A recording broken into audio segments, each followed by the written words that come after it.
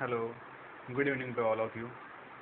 चलिए देखते हैं आज सर्किल के बचे हुए नेक्स्ट क्वेश्चन। ठीक है, जहाँ तक आपको सर्किल में पीछे क्वेश्चन पढ़ाए जा चुके हैं, सभी लोग वहाँ तक पहले पूरी तरह से वीडियो देख लें पिछला और सभी क्वेश्चन लगा लें। ठीक है, उसके आगे जो 2-4 क्वेश्चन छूटे हुए हैं वो आप खुद से कर सकते हैं। बाकी उसके आगे जो क्वेश्चन है वर्ड में लिखा हुआ है, इसको हम डिस्कस करने जा रहे हैं। तो देखते हैं क्वेश्चन आगे। वृत्त x square plus y square plus 8x minus 16y plus 64 equal to 0 के रेखीय दर्पण x इक्वल टू 0 में बने प्रतिबिंब का समीकरण ज्ञात कीजिए। ठीक है, यानी कि एक ये सर्किल की इक्वेशन आपको दिया है, तो इसके प्रतिबिंब में जो दूसरा सर्किल बनेगा उसकी इक्वेशन आपको बतानी है। तो सबसे पहले जो आपके पास ये सर्किल की स्टैंडर्ड इक्वेशन लिखी है, इसकी हम लोग तुलना करके केंद्र के निर्देशांक और त्रिज्या वगैरह निकाल सकते हैं। ठीक है, तो देखें x square plus y square plus 2gx 2fy plus c बराबर 0। ठीक है, इस फार्मूले से हम लोग क्या करेंगे, तुलना करेंगे, केंद्र के निर्देशांक और त्रिज्या निकालेंगे। तो 2g इक्वल टू 8 होगा, तो g इक्वल टू क्या मिलेगा आपको 4, और इसी तरह से s क्या मिलेगा -8। ठीक है, तो ये केंद्र g और s की वैल्यू आई, और अगर केंद्र के निर्देशांक निकालते हैं इससे, केंद्र के निर्देशांक होता है आपका -g -f। अगर -g करेंगे तो यहाँ -4 हो जाएगा और यहाँ से प्लस का 8 हो जाएगा। ठीक है, तो -4, 8 आपके जो ये वृत्त की इक्वेशन दी गई है, इसके केंद्र के निर्देशांक हो गए। ठीक है, अगर इसी से हम लोग त्रिज्या ज्ञात करना चाहें तो r equal to √g square f square minus c। ठीक है, इससे त्रिज्या निकालेंगे। g स्क्वायर करेंगे 4 चौक 16, 8 का स्क्वायर करेंगे 64।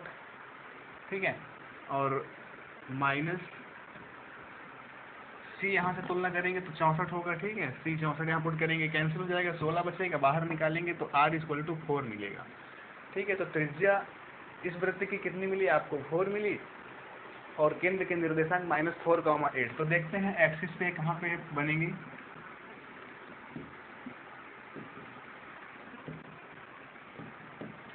ठीक है, तो -4 और 8, यानी x में -4 इकाई की दूरी और y में 8। x में -4 यहाँ मान लेते हैं, y में -8 यहाँ पर। तो यहाँ पर इस तरह से एक केंद्र लेकर के एक हम लोग सर्किल बनाएंगे। ठीक है, लेकिन आपको एक चीज़ और ध्यान रखना फिगर बनाने में, कि ये दूरी आपकी कितनी है, यहाँ से ये दूरी x वाली 4 है और ये दूरी आपकी 8 है, ये आपको ध्यान रखना है। और जो वृत्त है उसकी त्रिज्या कितनी है 4 है।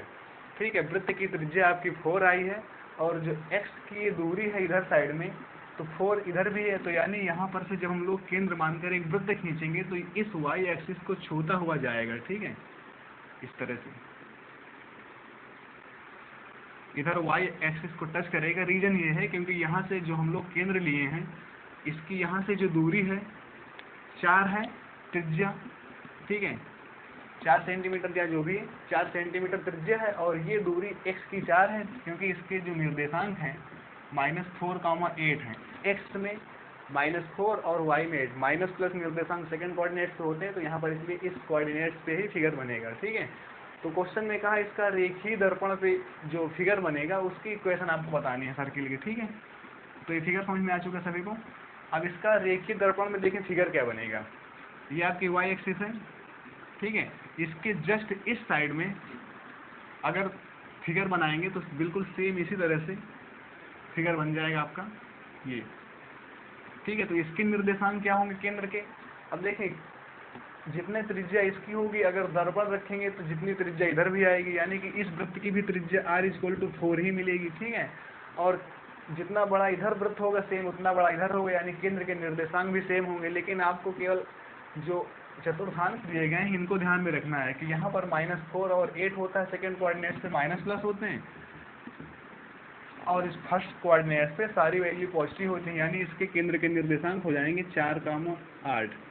ठीक है, प्लस में ही होंगे दोनों। अब आपको इस वृत्त का समीकरण बताना है जिसके केंद्र के निर्देशांक 4 और 8 हैं और जिसकी त्रिज्या कितनी है 4 है। तो हम लोग फिर सूत्र लगा देंगे, x माइनस h का whole square y minus k का square equal to a square. ठीक है, चाहे तो आप इस फार्मूले से भी लगा सकते हैं, दोनों से आंसर आ जाएगा, लेकिन ये ज़्यादा आसान है। वैल्यू पुट करेंगे x माइनस एच हमारे पास 4 है स्क्वायर, y माइनस के 8 है स्क्वायर, त्रिज्या वृत्त की हमारे पास 4 है, इधर 4 का स्क्वायर रख लेंगे, यहाँ स्क्वायर खोलेंगे x स्क्वायर, इधर से y स्क्वायर, इधर से माइनस 8x, यहाँ से माइनस 16y, इस 4 का स्क्वायर करेंगे 16 मिलेगा,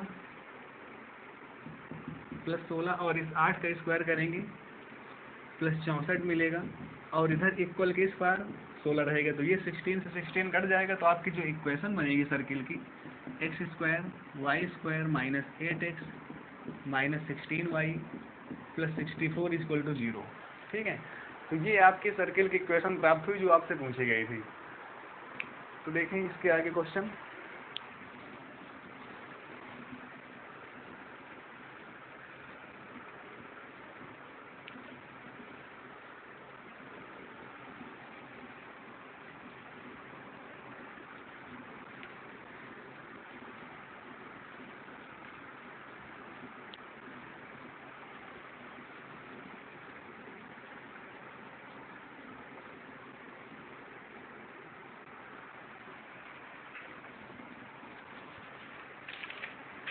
क्वेश्चन आगे आपको दिया है, 3 बिंदु आपको दिए गए हैं, जैसे बिंदु आपको दिया है बिंदु 1, 2, 3, 4, और अगला दिया है -2, -2। इस तरह से रिलेटेड पिछले 1-2 क्वेश्चन भी दिए हुए हैं, तो उनको भी आप लगा लेंगे, क्वेश्चन लगाने का प्रोसेस बता दिया जा रहा है। ठीक है, तो देखें, किन बिंदुओं से होकर जाने वाले वृत्त का समीकरण ज्ञात करें। ठीक है, तो ये 3 बिंदु दिए गए हैं, इन कोई वृत्त है जो कि इन तीनों बिंदुओं से होकर जाता है। अगर कोई वृत्त इन तीनों बिंदुओं से होकर जाता है तो इनको संतुष्ट कर रहा होगा, तो आप वृत्त की इक्वेशन लिखेंगे x square y square 2gx 2fy plus c equal to 0। ठीक है, इसमें x और y सभी की वैल्यू पुट करते रहेंगे। देखें, x की वैल्यू 1 अगर इस बिंदु से होकर जा रहा है, लिखेंगे यहाँ बिंदु 1 होकर अगर जा रहा है वृत्त, तो x की वैल्यू यहाँ पर 1 हो जाएगी और y की 2 पुट करेंगे 1, 2 का स्क्वायर करेंगे 4, यहाँ 1 रखेंगे तो 2g, 2 यहाँ रख लेंगे तो 4f plus c equal to 0। तो यानी यहाँ पर से आपको एक इक्वेशन प्राप्त होगी 2g 4f plus c equal to 415, उधर भेज देंगे माइनस का 5 हो जाएगा, इक्वेशन नंबर फर्स्ट। ठीक है, इसी तरह से इस बिंदु से होकर समीकरण वृत्त आपका जाएगा, तो फिर यहाँ पर से भी x की वैल्यू 3 और y की 4 इस पूरी समीकरण पुट करेंगे, तो यहाँ x की वैल्यू रखेंगे 9, 16, 6x 6g 8f plus c equal to 0। ठीक है, यहाँ से एक समीकरण आपको प्राप्त होगी 6g 8f plus c equal to 16, 9, 25 होगा, उधर घट कर देंगे तो माइनस का 25, इक्वेशन नंबर सेकेंड।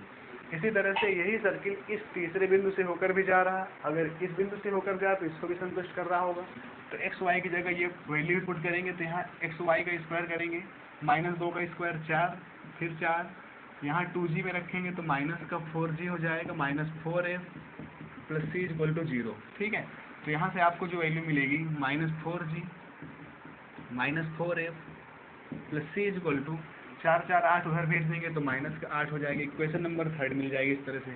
ठीक है, अब आपके पास 3 इक्वेशन है और 3 अननोन एंट्रीज हैं g, f और c।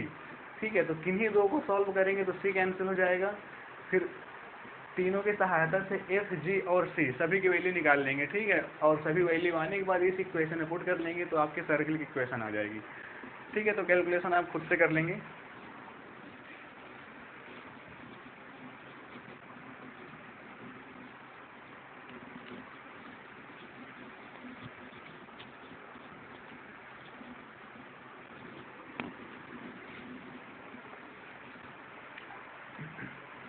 अगला क्वेश्चन दिया है, उस वृत्त का समीकरण ज्ञात करो। उस वृत्त का समीकरण ज्ञात करो जो बिंदुओं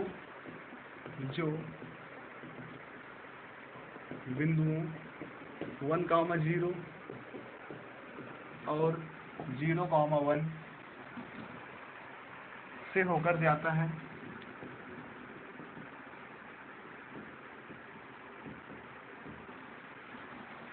और जिसकी त्रिज्या न्यूनतम है, और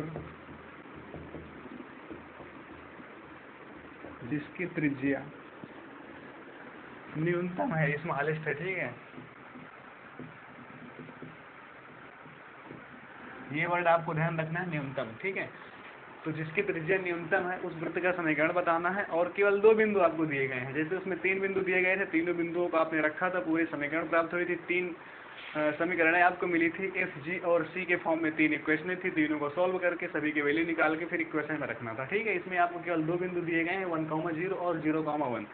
इनकी सहायता से निकालेंगे, लेकिन तीसरी चीज़ के लिए इसने हिंट दिया है और जिसकी त्रिज्या स्मॉलेस्ट है, तो इस हिंट का प्रयोग करेंगे, फिर वैल्यू आएंगे, ठीक है। तो देखें, फिर वही कॉन्सेप्ट होगा। समीकरण लिखेंगे हम लोग, x² + y² + 2gx + 2fy + c = 0, ठीक है। ये सर्किल के स्टैंडर्ड इक्वेशन है।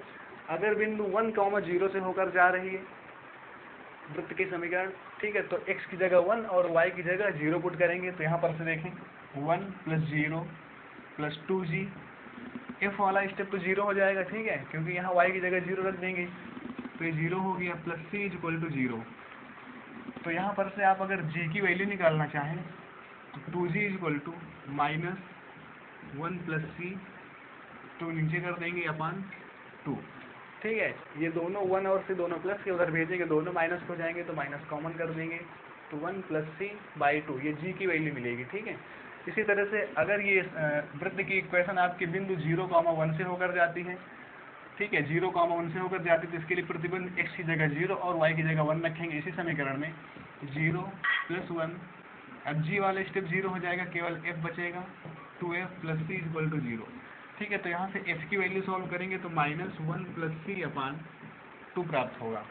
g और f दोनों की वैल्यू आपको पता चल चुकी है, लेकिन अब आपके समीकरण में g, f और c इन तीनों की वैल्यू पता होना चाहिए। अगर हमारा c यहाँ पता चल जाए, सॉल्व हो जाए, तो हम यहाँ समीकरण में रख देंगे और वैल्यू प्राप्त कर लेंगे, ठीक है। लेकिन उसके लिए आपको क्वेश्चन में कहा गया है, और जिसकी त्रिज्या न्यूनतम है, तो त्रिज्या का हम लोग फार्मूला लगा लेते हैं। अगर त्रिज्या के बारे में कहा गया है, ठीक है, तो त्रिज्या के लिए फार्मूला होता है r =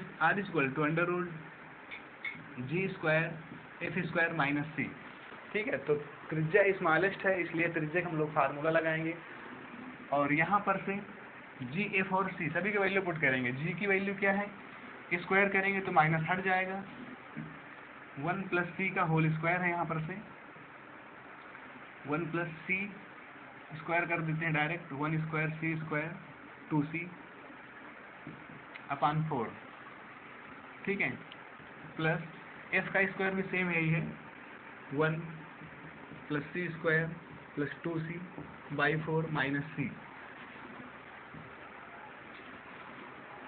अगर आप इसको सॉल्व करते हैं तो यहाँ पर से क्या मिलेगा, 4 इसके साथ कॉमन ले लेंगे, तो 2 + 2c² + 4c, ये 4 इसके साथ हो जाएगा, तो -4c/4, ये दोनों कैंसिल हो जाएंगे, ठीक है। तो आपका r = बचा है जो √2 + 2c²/4, सिर्फ इतना बचा है आपके पास, √2 + 2c²/4। अगर हम चाहते हैं, इधर देख लेते हैं, r √, बचा है आपके पास 2 + 2c²/4, ठीक है। अगर आप चाहते हैं कि आपकी त्रिज्या यहाँ से स्मॉलेस्ट हो, सबसे न्यूनतम से न्यूनतम आए, तो कैसे कर सकते हैं। त्रिज्या बिल्कुल न्यूनतम आने के लिए c की कोई ऐसी वैल्यू पुट करना है जिससे कि इस पूरे √ के अंदर जो भी वैल्यू लिखी है इसका मान न्यूनतम आ जाए, ठीक है। अगर मान लेते हैं c की वैल्यू, जैसे आप -1 पुट करते हैं, ठीक है, तो -1 का स्क्वायर करेंगे तो भी प्लस में हो जाएगा, -2 पुट करते हैं तो -2 का स्क्वायर करेंगे तो प्लस में आ जाएगा, अगर प्लस का 1 पुट करते हैं तो भी, 2 करते हैं तो भी वही चीज़ है। तो हम लोग करेंगे क्या, इस त्रिज्या को न्यूनतम कम से कम लाने के लिए c की वैल्यू 0 पुट करेंगे, ठीक है। अगर c की वैल्यू 0 पुट कर देंगे तो इस पूरे जो लिखा हुआ फंक्शन, इसका मान न्यूनतम मिल जाएगा। अगर c की कोई दूसरी वैल्यू ऐसी नहीं हो सकती है जिससे कि न्यूनतम हो सके, तो हम लोग c 0 पुट करेंगे। त्रिज्या को स्मॉलेस्ट करने के लिए c 0 पुट करेंगे। c 0 के अलावा कोई ऐसी वैल्यू नहीं होगी जिससे कि इस फंक्शन का मान न्यूनतम किया जा सके, ठीक है। चाहे तो आप ट्राई कर दो दूसरी वैल्यू रख के, माइनस भी रखेंगे तब भी c² तो प्लस नहीं हो जाना है। तो r = c अगर आपने 0 पुट कर दिया तो √ कितना बचेगा, 2/4, यानी यहाँ पर से √1/2 2, ठीक है। तो r की वैल्यू आपके पास इतनी मिली है। अगर अब आप यहाँ पर से देखें g और f जो वैल्यू आपके पास है, अगर आपने c यहाँ पर से 0 पुट कर दिया है तो c यहाँ पर भी अगर 0 पुट कर देते हैं तो g और f की वैल्यू, g की वैल्यू क्या हो जाएंगे यहाँ पर से -1/2 और f की वैल्यू भी -1/2, ठीक है। r की वैल्यू हमारे पास ये है, g और f की वैल्यू ये है। चाहें तो आप अपने इसी समीकरण में रख के आप सॉल्व कर सकते हैं, क्योंकि c की जगह तो फिर से आपको 0 ही पुट करना है, ठीक है। r न्यूनतम करने के लिए इस r का अगर इस फार्मूले से हम लोग सॉल्व करेंगे, आंसर लाएंगे, तो इस r का कोई यूज नहीं होगा, ठीक है, क्योंकि c यहाँ 0 रख लेंगे, f और g दोनों की जगह पर -1/2 पुट करेंगे। तो देखते हैं क्या हो जाएगा आंसर आपका। इस समीकरण में f, g और c सभी की वैल्यू पुट करेंगे। c = 0 आपको रखना है अपने सभी समीकरण में, और f और g की वैल्यू आपके पास ये निकल चुकी है, ठीक है, यहाँ से आई हुई है। c की वैल्यू 0 पुट करेंगे यहाँ से, तो दोनों की वैल्यू -1/2 1/2 मिलेंगी, ठीक है। तो हम लोग यहाँ देखते हैं समीकरण क्या मिलेगा आपका, x² + y²। अगर g की जगह -1/2 पुट करेंगे तो ये 2 कैंसिल हो जाएगा, तो बचेंगे सिर्फ -x - y = 0। c भी यहाँ 0 हो जाएगा, तो यही आपका क्या होगा, वृत्त का समीकरण होगा जो आपसे पूछा गया है, ठीक है। तो आई होप समझ में आ चुका होगा सभी को। देखते हैं आगे क्वेश्चन।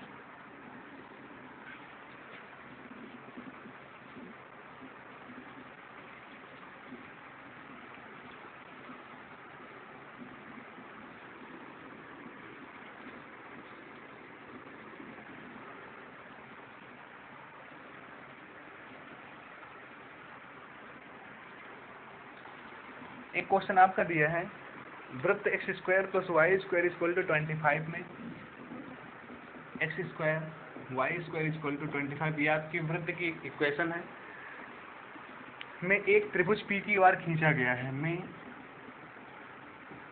एक त्रिभुज PQR खींचा गया है। यदि Q तथा R बिंदुओं के निर्देशांक, यदि Q तथा R बिंदुओं के निर्देशांक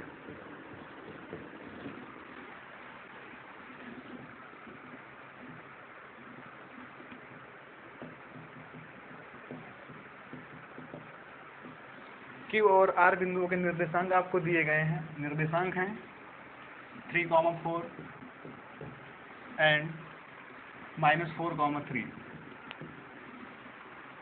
तब एंगल QPR का मान बताएं। QPR का मान ज्ञात करें, ठीक है। तो ये क्वेश्चन आपके पास दिया है। क्वेश्चन देख लें सभी लोग। x² + y² = 25 में एक त्रिभुज PQR खींचा गया है। ये एक सर्किल की इक्वेशन है, जिसका अगर x² + y² = 25 ये आपकी सर्किल की इक्वेशन है, तो यानी इससे आप क्या समझ सकते हैं कि इसका केंद्र जो है मूल बिंदु पर होगा, ठीक है। खींचा गया, यदि Q तथा R बिंदुओं के निर्देशांक, यानी Q और R बिंदुओं के निर्देशांक दिए गए हैं, तो एंगल QPR पूछा गया है, ठीक है। तो देखते हैं सबसे पहले फिगर हम लोग। ये आपका फिगर रहा, इधर साइड ड्रॉ कर लेते हैं, ठीक है। केंद्र बिंदु से ही, क्योंकि x² + y² = 25 यानी r = 5 सेंटीमीटर त्रिज्या की एक वृत्त बनाना है, जिसका केंद्र मूल बिंदु पर होगा। तो यहाँ पर से हम लोग एक वृत्त इस तरह से बना लेते हैं, x y y'। इस वृत्त पर कहीं पर दो बिंदु हैं 3, 4 मान लेते हैं। ये पॉजिटिव वाले इधर साइड हो जाएंगे 3, 4, और -4, 3 यहाँ पर हो जाएंगे -4, 3, क्योंकि यहाँ सेकंड चतुर्थांश में माइनस प्लस में होते हैं, ठीक है। अब इनको मिला देते हैं।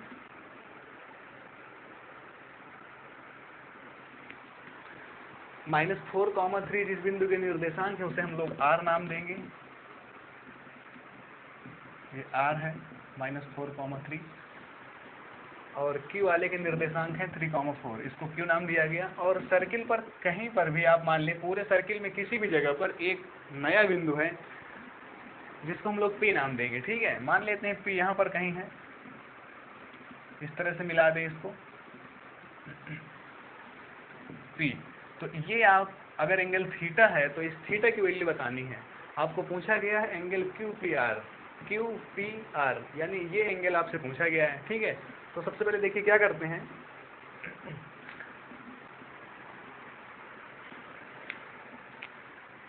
आपको जो इस बिंदु के निर्देशांक P जो दिया है, इसके निर्देशांक भी हम लोग h, k मान लेते हैं या x, y कुछ भी मान लेंगे, क्योंकि आपके समीकरण में x, y दिया है तो इसके निर्देशांक x, y नहीं मानेंगे या a भी मान लेते हैं।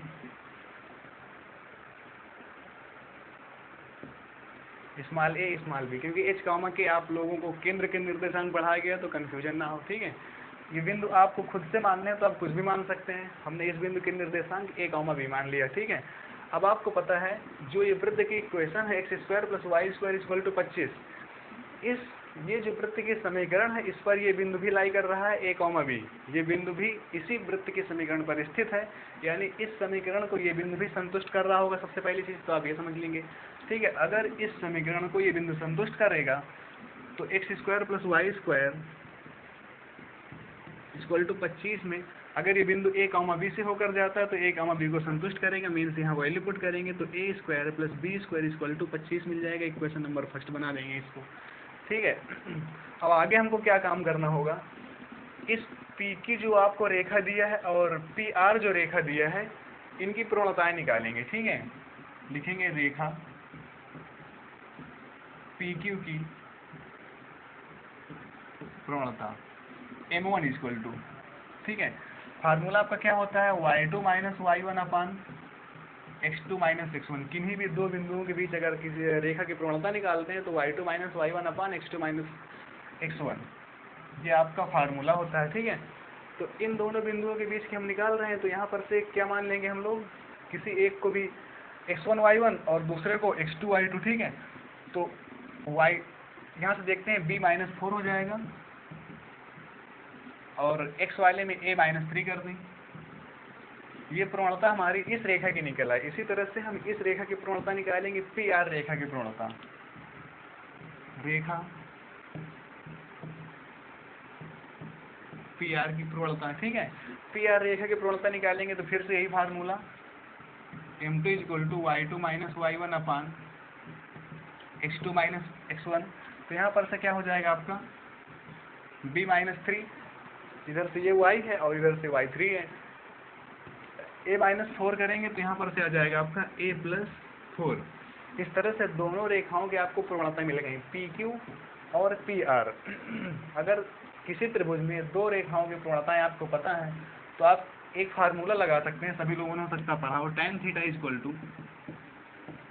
M1 - M2 / 1 + M1 × M2, ठीक है। तो ये फार्मूला आप लोगों ने पढ़ा होगा, tan θ = M1 - M2 / 1 + M1 M2। अब क्या करेंगे हम लोग, इसी M1 M2 में ये सारी वैल्यू पुट करेंगे तो कुछ ना कुछ खुद ही यहाँ सॉल्व होगा और tan θ की वैल्यू आपको पता चल जाएगी। तो यहाँ से थीटा की वैल्यू हम लोग सॉल्व कर सकते हैं।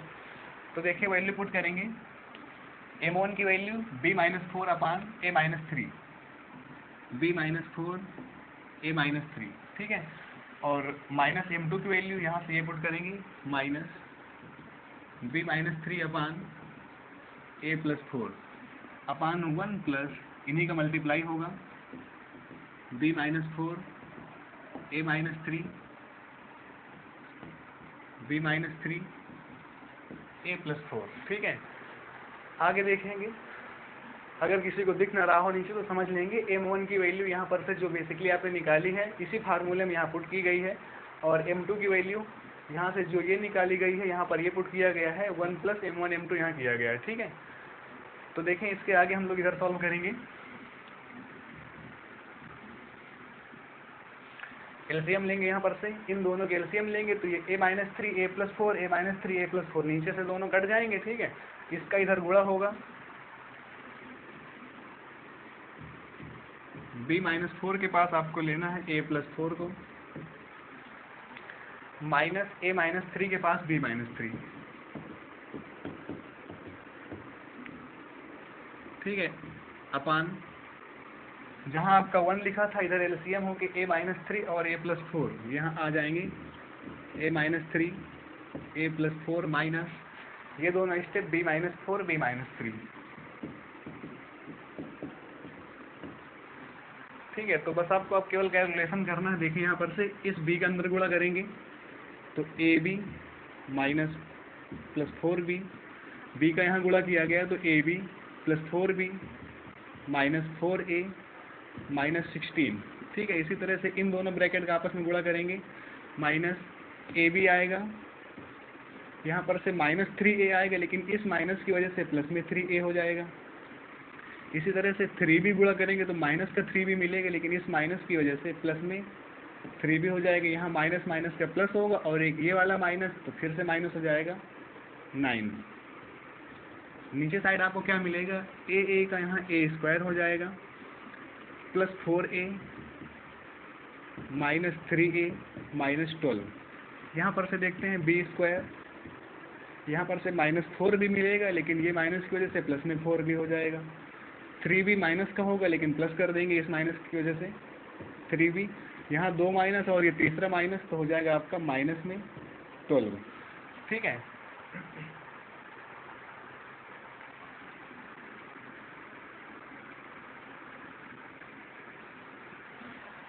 यहाँ पे प्लस साइन लगा हुआ है, मिस्टेक थी।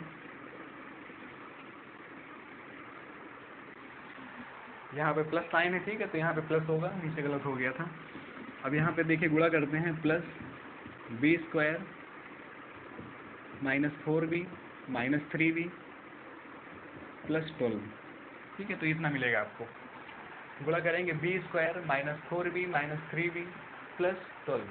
अब देखते हैं यहाँ पर से जो कुछ कटे काट देंगे या सॉल्व हो तो नीचे लिख देंगे। ए बी कैंसिल हो गया, यहाँ पर से 4b से 3b जुड़ जाएंगे तो हो जाएगा आपका 7b। 4a से 3a घट जाएगा तो माइनस का केवल a बचेगा, और यहाँ 16 और यहाँ 9, तो माइनस का 25 हो जाएगा। ठीक है, इसी तरह से नीचे देखेंगे। अब a स्क्वायर बी स्क्वायर रखे रहेंगे अपनी जगह पर। यहाँ 4a, पहले b वाला देख लेते हैं, 3b और 4b, इन दोनों b वालों को ऐड करेंगे तो माइनस का 7b मिलेगा। अब a वालों को देखते हैं, यहाँ 4a माइनस 3a, तो प्लस में a मिलेगा। और जो a square plus b square बचा है, इसकी जगह पर हम लोग क्या रख सकते हैं, यहाँ से देखें इक्वेशन फर्स्ट से a square plus b square की जगह पर यहाँ से 25 रख सकते हैं। ठीक है, तो ये a स्क्वायर और b स्क्वायर की जगह प्लस में 25 रख देंगे। अब देखें बिल्कुल दोनों ही सेम चीज़ है, नीचे वाले से अगर माइनस कॉमन ले लें या ऊपर वाले से माइनस कॉमन ले लें तो बिल्कुल कट जाएंगे। ठीक है, तो यानी यहाँ पर से सॉल्व होकर क्या मिल जाएगा, tan theta equal to minus में 1। दोनों ही बिल्कुल सेम है, माइनस कॉमन लेने के बाद कट जाएंगे, तो यानी माइनस का 1 बचेगा, तो means tan theta equal to minus 1 प्राप्त हुआ। और माइनस 1 tan में किसकी वैल्यू होती है, tan 135 डिग्री। ठीक है, तो थीटा आपको कितना मिल गया, 135 डिग्री। यही आपको आंसर है। ठीक है, यही आपसे पूछा गया था थीटा, जो कि आपने यहाँ से निकाल लिया। एंगल QPR यही आपको ज्ञात करना था। ठीक है, एंगल QPR की वैल्यू बतानी थी, तो एंगल QPR आपको कितना मिल गया, QPR इक्वल टू 135 डिग्री। ठीक है, तो आज के लिए बस इतना ही रखते हैं, बाकी आप लोग सभी क्वेश्चन लगाएं। ठीक है।